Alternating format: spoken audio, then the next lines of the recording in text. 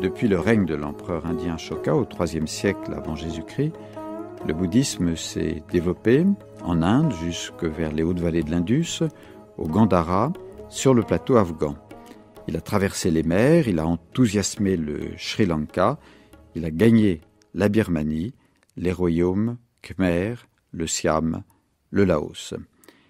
Il s'y est épanoui en harmonie avec l'hindouisme et selon les trois principaux véhicules, les principales écoles. Le lien avec les sources indiennes a été solidement maintenu, notamment par l'intermédiaire des deux langues, qui sont d'ailleurs assez proches, des textes sacrés et de la liturgie, le pali et le sanskrit. La situation sera bien différente en Chine et dans les pays de la sphère culturelle chinoise, Vietnam, Corée, Japon.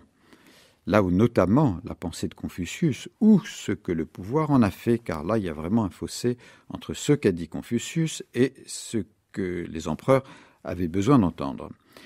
Donc là où Confucius a laissé son empreinte, son sens de la hiérarchie, l'importance attachée au rituel et une certaine forme d'humanisme, qui n'est pas la compassion bouddhique, on va se trouver dans des situations tout à fait différentes. Les premières communautés bouddhiques apparaissent en Chine dès le début de notre ère. Le bouddhisme arrive avec les marchands qui empruntent la route de la soie, donc qui passent par la haute vallée de l'Indus, les royaumes indo-grecs, Samarcande, qui nous fait encore rêver aujourd'hui, qui traversent les déserts et qui arrivent devant les portes de l'Empire du Milieu. Jusqu'au IIIe siècle, le bouddhisme est considéré comme une religion d'étrangers qui n'est pas susceptible d'intéresser les lettrés au service d'un ordre social peu compatible avec le détachement. Les périodes troublées du IIIe siècle suscitent une effervescence intellectuelle qui profite au bouddhisme, également d'ailleurs au taoïsme, qui lui aussi conteste la valeur et même la réalité de l'ordre apparent du monde. C'est en tirant le bouddhisme vers le taoïsme que les Chinois purent mieux accepter, ou tout du moins mieux comprendre, un message de libération éloigné de leur pragmatisme. La question principale est celle des traductions. Il n'est pas envisageable pour un Chinois d'accepter des textes et des rituels en une autre langue que celle de l'Empire. Rappelons d'ailleurs que cette écriture est une des plus géniales inventions de l'esprit humain. Le système idéographique, qui implique un caractère différent pour chaque élément, ne peut avoir avec les idées ou les concepts la même relation qu'entretient le sanskrit. L'idéogramme est un signe concret au départ. Les mots sanscrits, eux, permettent de combiner des idées, de manier des abstractions avec célérité, et même, il faut voir les grands penseurs indiens les manier, et même avec gourmandise.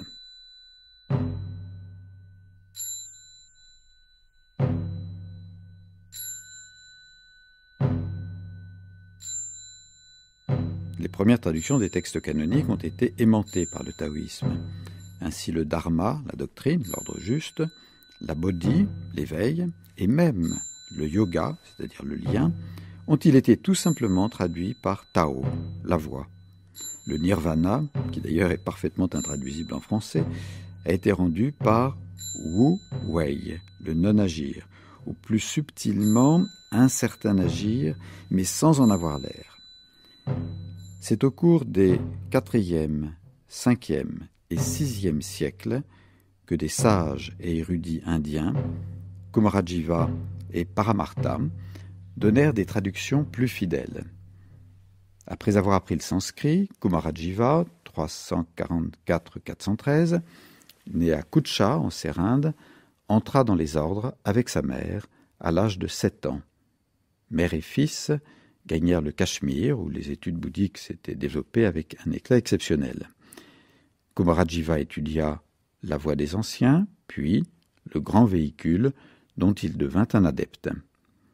En 382, il fut fait prisonnier et gardé en captivité en Chine pendant 17 ans par un général chinois hostile au bouddhisme, qui par un renversement qui doit bien faire sourire les puissances célestes, aida le bouddhisme à pénétrer en Chine. En effet, grâce à lui, le prisonnier devint un expert en chinois.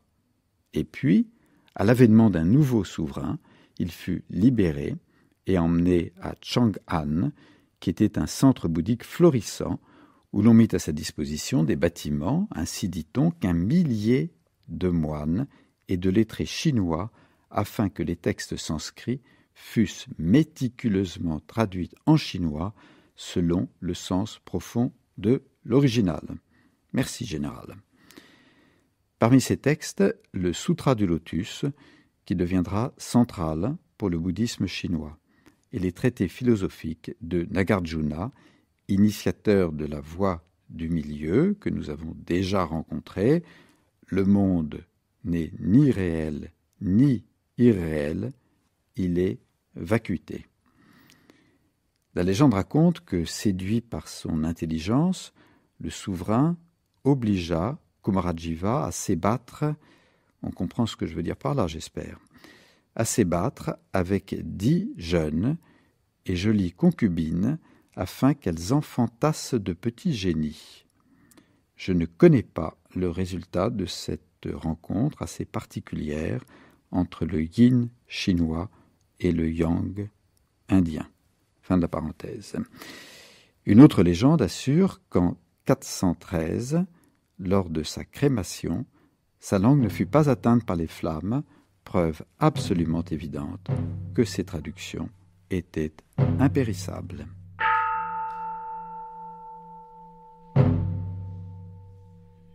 Les légendes entourent également la vie de Bodhidharma, qui aurait transmis à la Chine le Chan, voie de la méditation.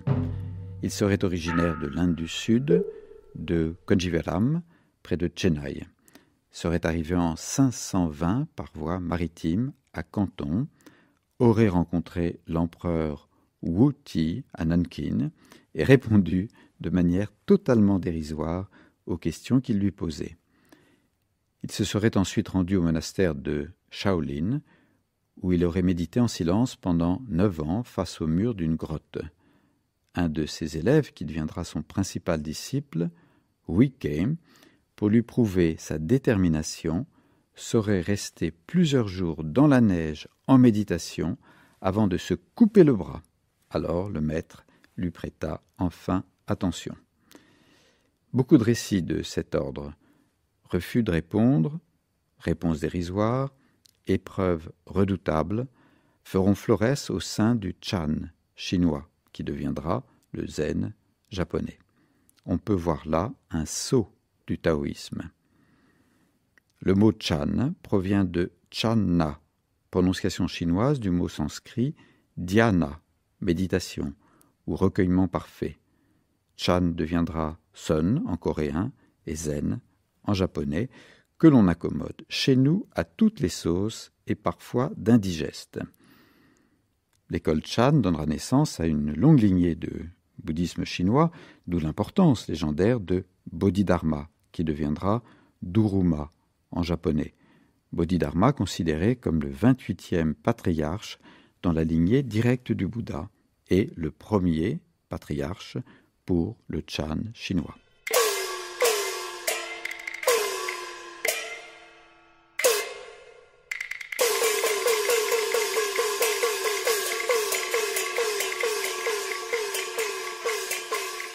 Avec la méditation, dhyana en sanskrit, mais parfois également bhavana ou samadhi, si l'état de méditation est particulièrement profond, nous sommes au cœur du bouddhisme et d'une pratique qui explique d'ailleurs le succès du bouddhisme en Occident. Il est difficile de mettre des mots sur la méditation, à moins d'en faire un koan, comme celui-ci qui est tiré de brindilles, sur la pointe d'une aiguille faire un saut périlleux. Les maîtres insistent sur le fait que seule la pratique permet de saisir la réalité de la méditation. Mais puisque nous n'avons à notre disposition que des mots, disons, pour simplifier, qu'il s'agit d'atteindre un état intérieur de vigilance qui ne soit pas dominé par le mental. La méditation se pratique en général assis en tailleur dans la position dite du lotus. Mais il existe des formes de méditation en marchant, voire pourquoi pas en faisant la vaisselle. À ce moment-là, on peut dire que les machines sont anti-bouddhiques. Et également, des formes de méditation peuvent se pratiquer en rassurant un malade, particulièrement s'il s'approche des portes de la mort. Plusieurs techniques. La plus ancienne concerne l'attention portée au souffle. Suivre dans les narines l'inspiration et l'expiration de l'air. On peut ensuite essayer de se concentrer successivement sur chacune des parcelles de son corps avant d'acquérir une conscience globale de la vie qui circule en soi et au-delà, une conscience de tout le vivant, de tout le cosmos. Attention cependant à la folle du logis, pour reprendre la définition de l'imagination par Pascal, car on peut croire atteindre des états sans les avoir atteints.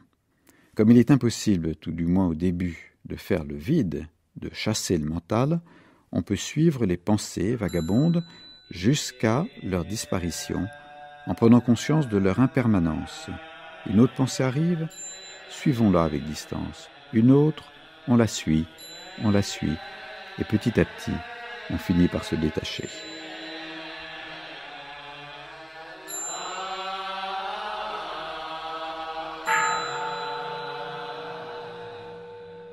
Certaines traditions, notamment au Tibet, ont adopté des techniques de visualisation. On visualise des couleurs, des déités, des bodhisattvas, des figures du Bouddha, ou même des mandalas, ces sortes de cercles magiques qui se présentent comme un voyage aventureux de forme en forme.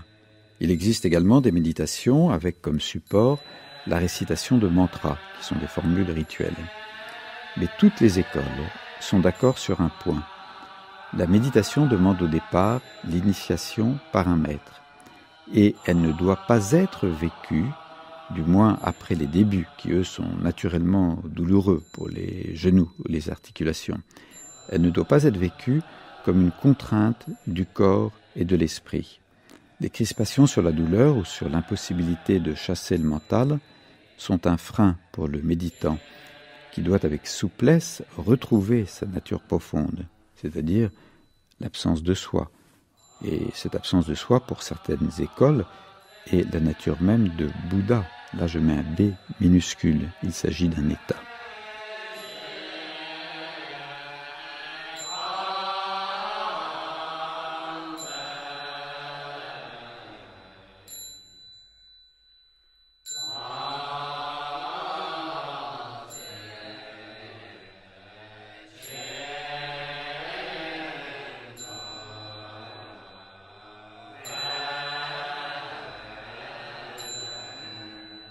Parallèlement au voyage de maîtres indiens venus apporter le dharma en Chine, des pèlerins chinois vont se rendre en Inde pour y visiter les sites liés à la vie du Bouddha et y recueillir des textes ou des reliques.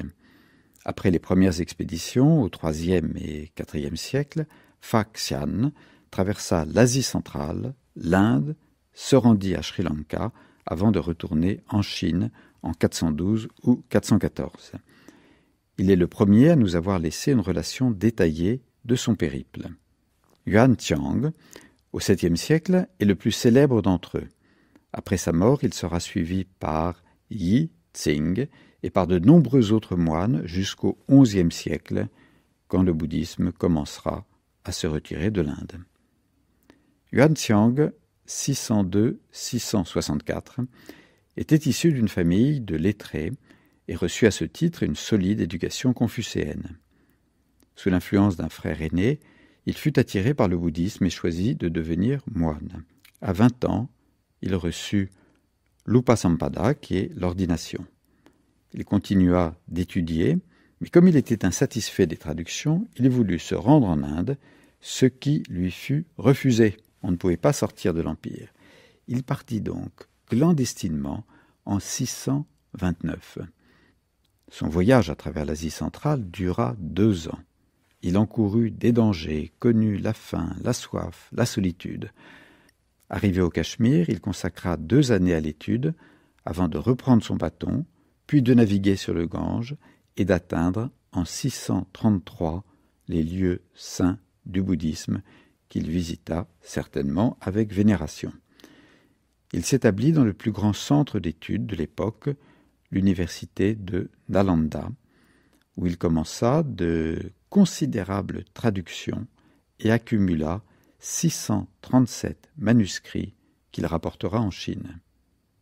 Sa réputation de sagesse et de savoir était si grande que le roi de l'Inde, Harsha, qui régnait sur le nord du pays, demanda à le rencontrer. Après une absence de 16 ans, il retrouva la Chine des Tang, où il fut honoré par l'empereur lui-même. Il se remit à l'étude et traduisit, alors cette fois-ci du chinois en sanskrit, un des livres fondateurs du taoïsme, le Tao Te Ching. Il mourut en 664. En signe de deuil, Sa Majesté annula toutes ses audiences pendant 3 jours.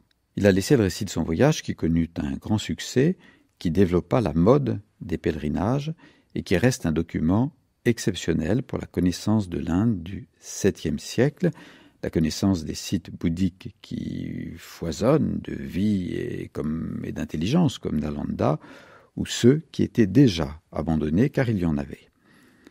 Au cours des siècles, le voyage est devenu mythique. Des écrivains se sont emparés du thème en lui rajoutant des péripéties cocasses. Une version du Siyeuxi, c'est-à-dire le pèlerinage vers l'ouest c'est l'Inde évidemment, est attribuée à un auteur du XIIe siècle, Wu Chang'en. Yuan Xiang, notre moine donc, est nommé dans ce texte Tripitaka, c'est-à-dire triple corbeille, et il accomplit son périple. Il est accompagné d'un singe, dont l'astuce permet aux voyageurs de sortir de toutes les embûches, accompagné d'un cochon qui représente plutôt les bas instincts, on l'avait deviné, et d'un cheval blanc utile pour les trajets. Un passage du récit propose une leçon qui nous rapproche du Chan. Tripitaka et ses étonnants compagnons sont sur le point de quitter l'Inde pour retourner en Chine avec leur précieux chargement de sutras. Lorsqu'ils se rendent compte, en ouvrant les textes, que toutes les pages sont des feuilles blanches. Catastrophe. Que faire ? Ce que nous aurions fait à leur place. Ils vont, de rechef, se plaindre au Bouddha, qui rit et leur dit « Mais ce sont néanmoins des écritures authentiques. Celles sans un mot sont aussi bonnes que les autres. » Par compassion, ou parce qu'il connaissait la faiblesse des hommes, le Bouddha leur fit remettre des rouleaux chargés d'écritures en leur disant « Attention, pas question d'ouvrir un rouleau sans abstinence ni ablution purificatrice. »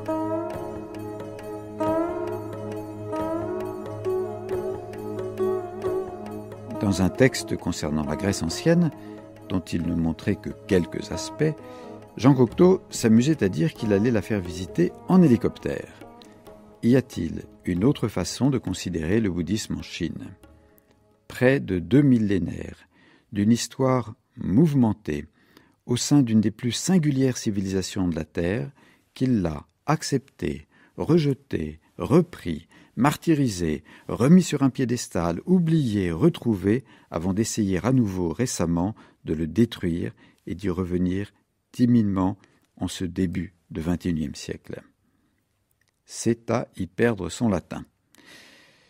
Nous ne pouvons envisager que les lignes de force et quelques constantes parmi la multitude des écoles qui sans cesse s'interpénètrent avec le taoïsme et parfois même avec le confucianisme.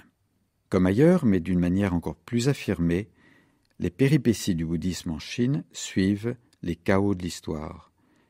Quand il pénètre dans l'Empire du Milieu, 2 religions, là je mets vraiment le mot entre guillemets, 2 religions y sont présentes depuis un demi-millénaire.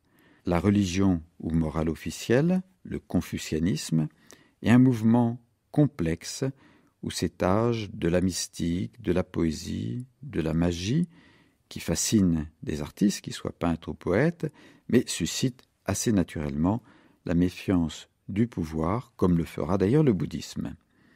Le message du Bouddha, cet Indien qui a vécu au-delà des portes de l'Empire, ne s'oppose-t-il pas au culte des ancêtres, à la piété filiale et au respect de la hiérarchie qui sont les piliers du confucianisme? Et ces moines qui vivent en marge de la société, ne sont-ils pas des parasites? Dans la volonté de siniser le bouddhisme, certaines légendes sont apparues. Le Bouddha serait en fait un disciple de Lao Tse. De plus, évidemment, il s'est rendu en Chine. Il est clair que s'incliner devant un étranger n'est pas une chose naturelle pour un Chinois. Une première persécution a lieu en 445 sous les Wei, puis à nouveau sous l'empereur Wu en 574 et 578. Mais voici que le bouddhisme refleurit sous les Tang au 7e siècle et connaît alors une période de prospérité qui suscite des rancœurs et parfois une hostilité populaire à cause de la richesse des monastères. L'esprit d'indépendance qui se développe dans ces monastères font qu'ils sont considérés comme un État dans l'État et qu'ils sont vivement critiqués par les confucianistes. En 819, Heiyu présente à l'empereur Xianzong le texte suivant. « Or ce Bouddha était un barbare, incapable de se faire comprendre en chinois. En vêtements de coupes différentes, il ne savait articuler les paroles modèles de nos anciens, ni s'habiller selon les règles de nos premiers rois. Il ignorait l'honneur qui lie les sujets au souverain, les sentiments qui attachent le fils au père. S'il vivait encore aujourd'hui, et qu'il eût reçu de son pays l'ordre de venir à la cour en notre capitale, votre majesté aurait accepté de le recevoir en ne lui accordant qu'une audience, un banquet de bienvenue et le don gracieux d'un habit, avant de le faire raccompagner, sous bonne garde, à la frontière, sans lui laisser le loisir d'égarer les multitudes. » Où l'on voit l'importance de la langue et du vêtement quand on est de Chine.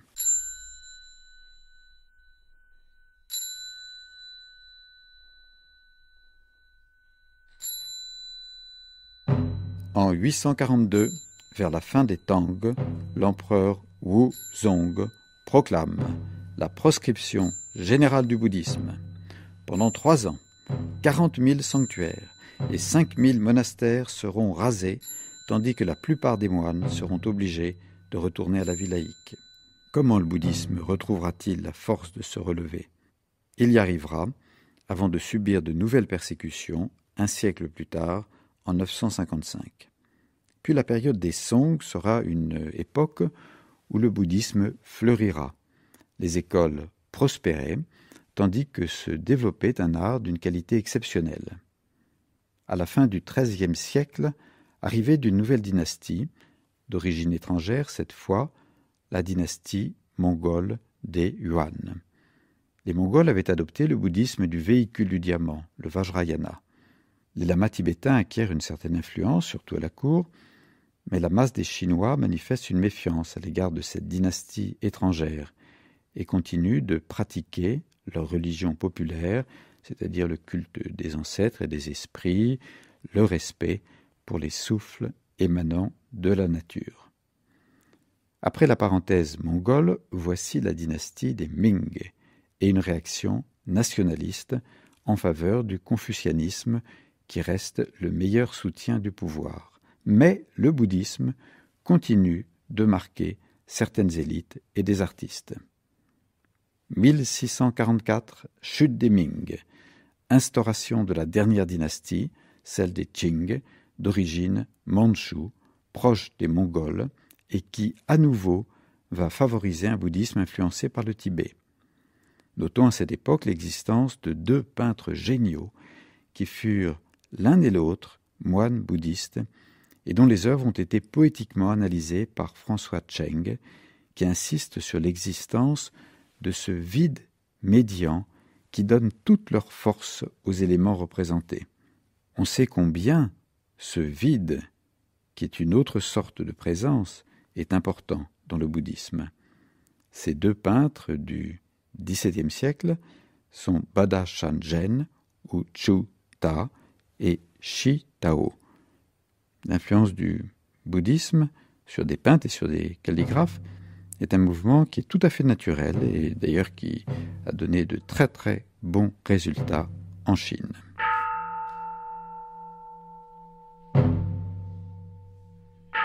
Malgré l'influence du lamaïsme et l'absence de persécution, le bouddhisme perd de sa vitalité jusqu'à l'avènement de la République en 1912.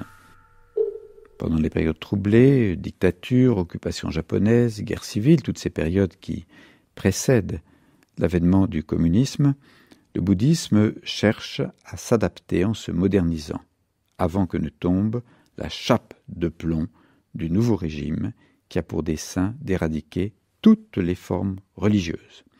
Les persécutions culminent pendant la période de la révolution dite culturelle. Voici qu'il renaît en liberté surveillée, parallèlement au retour plus officiel du confucianisme. Quel sera son destin? N'imaginons pas l'histoire écrite, mais rappelons qu'en Chine, comme ailleurs, le rayonnement du bouddhisme a toujours été lié au rayonnement d'un maître.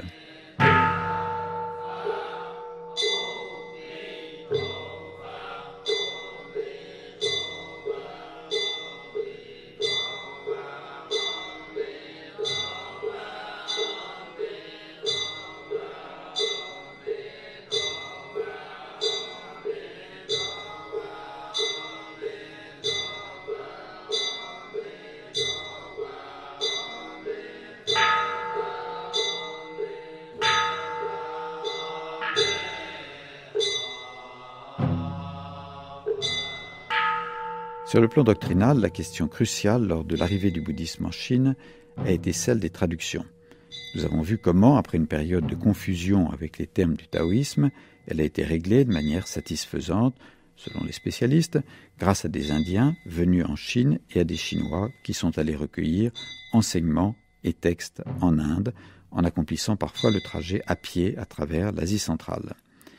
Mais de la multiplicité des sources va naître une multiplicité d'écoles au sein du grand véhicule.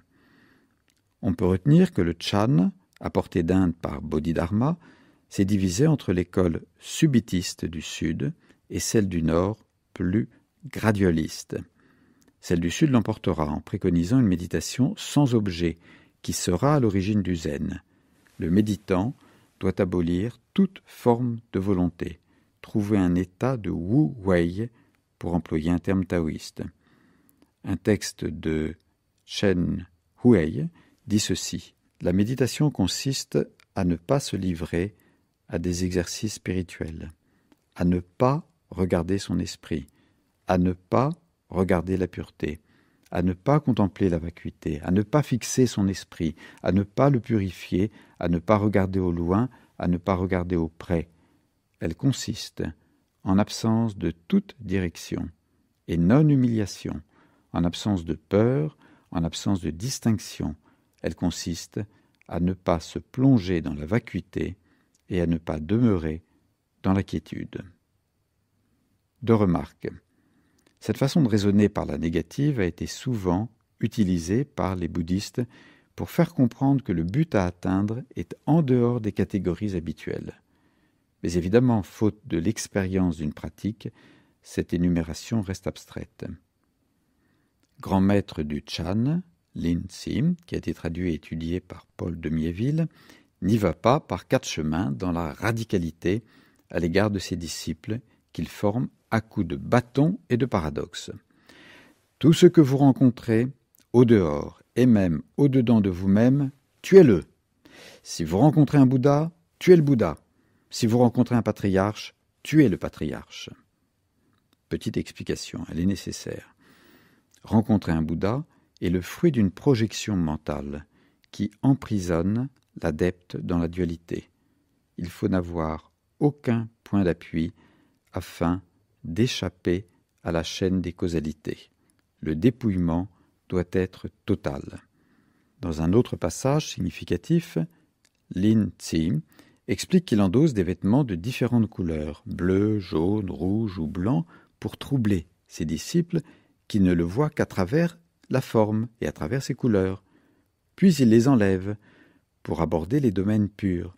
Mais voilà que les disciples, prisonniers de l'apparence, aspire aussitôt à la pureté. Je cite, « Et si j'enlève encore ce vêtement de pureté, les voilà tous perdus et frappés de stupeur. Ils se mettent à courir comme fous, disant que je suis nu. Je leur dis alors, le reconnaissez-vous enfin, l'homme en moi, au-delà des apparences? Et soudain, ils tournent la tête, et voilà qu'ils me connaissent. »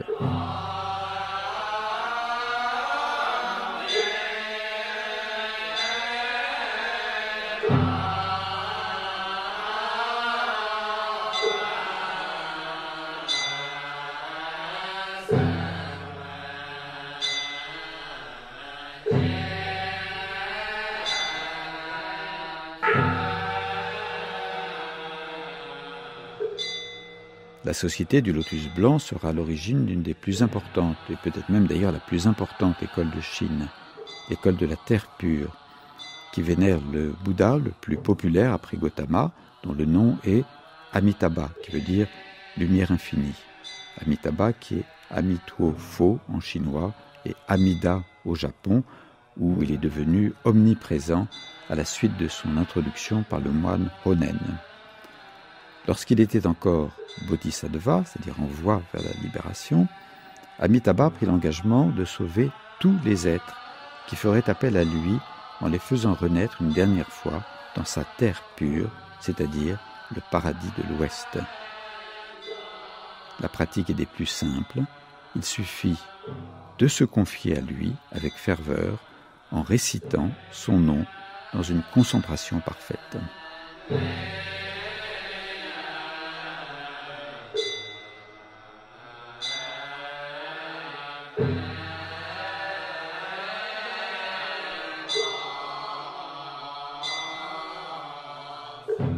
Parmi les autres écoles, citons l'école des terrasses du ciel, Tian Te, l'école de l'ornementation fleurie, ou l'école idéaliste Fa Xiang, dont l'élan a été donné par le pèlerin que nous avons suivi, Yuan Xiang.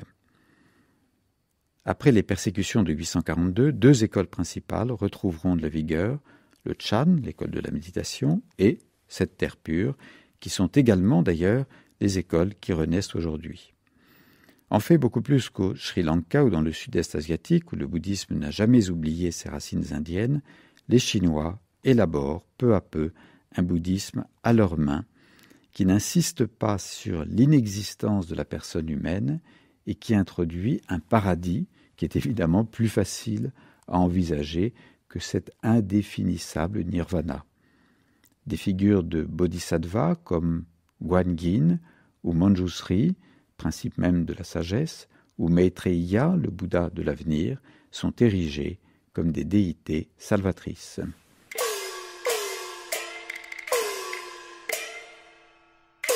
Les montagnes sacrées jouent un grand rôle dans la culture chinoise. Leur ascension représente une progression spirituelle que les empereurs eux-mêmes se sentaient obligés d'accomplir, installés parfois, il est vrai, sur des chaises à porteurs. On signale 5 montagnes principales, honorées d'un même élan par les taoïstes, les confucianistes et les bouddhistes, dont la plus célèbre est Yuanshan. Mais selon la tradition, 4 montagnes étaient particulièrement consacrées au bouddhisme. Elles étaient situées aux 4 extrémités des régions où le bouddhisme s'était implanté. Chacune était liée à un élément. Au nord, Gu Te Shan, lié au vent. À l'ouest, O Mei Shan, lié au feu. Au sud, Kie Wu Hua Shan, lié à la terre. À l'est, Pu Tuo Shan, lié à l'eau. Au large de l'actuel Shanghai, Pu Tuo est une île à 1 heure de navigation. Elle est couverte de monastères et consacrée à la bienveillante Guanyin. En 1854, le père Huc, missionnaire lazariste, publiait L'Empire chinois, qui relatait son voyage effectué en 1846. Il se rend à Pu Tuo Shan et nous donne une description qui confirme que le bouddhisme n'était plus bien brillant sous la dernière dynastie.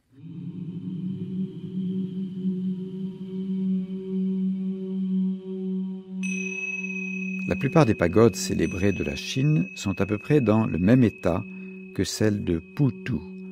La décadence, le manque de foi se font remarquer partout et rien n'annonce que ces édifices bouddhiques soient prêts de recouvrer leur ancien lustre. Le souvenir de leur antique renommée y attire bien encore, à certaines époques, un certain nombre de visiteurs, mais c'est la curiosité et non la religion qui les y conduit. On n'y va plus pour brûler de l'encens au pied des idoles ou demander des prières aux bonzes. Ce sont des parties de plaisir, de petits voyages d'agrément, où la piété n'a plus aucune part. On peut bien encore rencontrer de temps en temps quelques promeneurs dans les lieux consacrés au bouddhisme, mais on n'y voit pas de véritables pèlerins. De même que pour se faire bonze, il suffit de se raser la tête et d'endosser une robe à longues et larges manches, pour cesser de l'être, les formalités ne sont pas plus compliquées. Il n'y a qu'à changer d'habit et qu'à laisser croître ses cheveux. En attendant qu'ils soient assez longs, on use seulement d'une queue postiche. Et voilà tout. On n'est plus bonze. On voit que les religieux bouddhistes de la Chine sont loin d'avoir l'importance et l'influence des lamas de la Tartarie ou du Tibet. Père Huc.